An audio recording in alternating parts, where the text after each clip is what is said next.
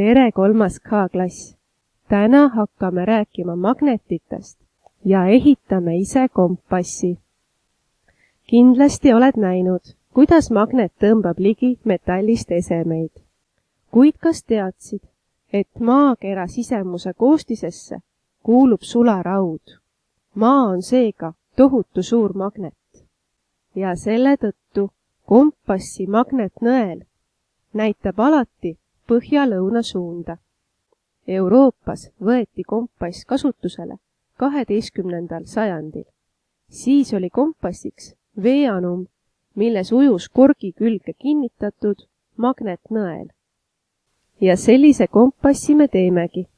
Sul on vaja kaussi veega. Vaata, et see ei oleks metallist. Teiseks on sul vaja nõela ja magnetit. Ja kolmandaks kergeid esemeid, mis ujuksid vee peal.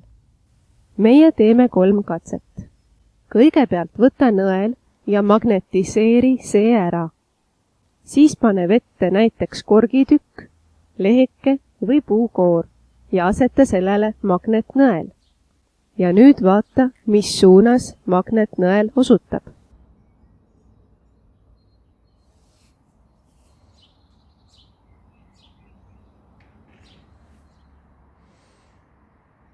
Meie 3 katset tõestasid, et magnetnõel näitab alati põhja-lõuna suunda. Nüüd räägime veel magnetitest. Palun ava oma õpik leheküljelt 26–27 ja vaata seda pilti. Magnetil on 2 poolust. Põhjapoolus, mis on sinine, ja lõunapoolus, mis on punane. Kui panna teineteise lähedale 2 magneti põhjapoolused, sinised otsad, siis need magnetid eemalduvad teineteisest, ehk tõukuvad. Sama juhtub ka siis, kui panna lähestikku 2 magneti lõunapoolused. Kui aga panna lähestikku 1 magneti lõunapoolus ja teise magneti põhjapoolus, siis need magnetid lähenevad teineteisele ja seda nimetatakse tõmbumiseks. Teeme magnetite ja kompassiga mõned ülesanded. Palun võta lahti töövihik, leheküljelt 9. Esimene küsimus. Kus saab magnetit kasutada? Võib-olla oled märganud, kuidas mõned kapiuksed sulguvad magnetitega. Või näiteks, kui tahad põrandalt otsida nõela, saab seda teha magneti abil. Järsku on sul kodus külmkapi magnetid. Vaatame lühidalt ülesannet number 2. Ja see on katse. Milliseid esemeid magnet tõmbab, milliseid mitte? Otsi oma kodust selliseid esemeid. Kui sa ei leia, pole viga. Võta need, mis sul on. Magnet, käärid, plastist pastapliiats, puidust harilik pliiats, metallist kirjaklamber, plastist kirjaklamber, nael, kustutuskumm, võti, paber, metallist joonlaud. Pane magnet näiteks kääride juurde ja vaata, kas see tõmbub magneti külge või mitte. Ja tee nii kõikide asjadega. Vaatame koos esimest näidet.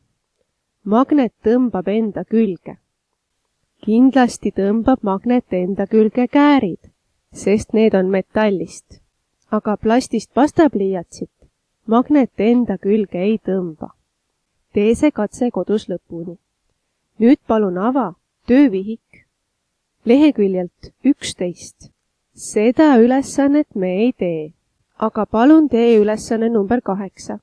Joonista pilt selle kohta, kus sa kasutad magnetit. Ja järgmine teema on meil kompass. Mõtle ja kirjuta, kus saab kompassi kasutada. Sellest rääkisime juba eesti keele tundides. Kompassi kasutatakse merel laevaga sõites, matkates ja mujal, kus on vaja määrata ja teada saada ilmakaari. Number 2. Millest koosneb tänapäeva magnetkompass? See koosneb karbist, mille sees paikneb teraviku peal liikuv magnetnõel. Ja ülesanne number 3. Joonista lihtne kompass. näita nooltega ja kirjuta juurde kompassi osad. Värvi magnetnõel õigesti. Tuletan meelde. Kompassi osadeks on karp ja magnetnõel. Nõela sinine ots näitab põhjasuunda. Palun lahenda need ülesanded ja saada mulle pildid. Head aega!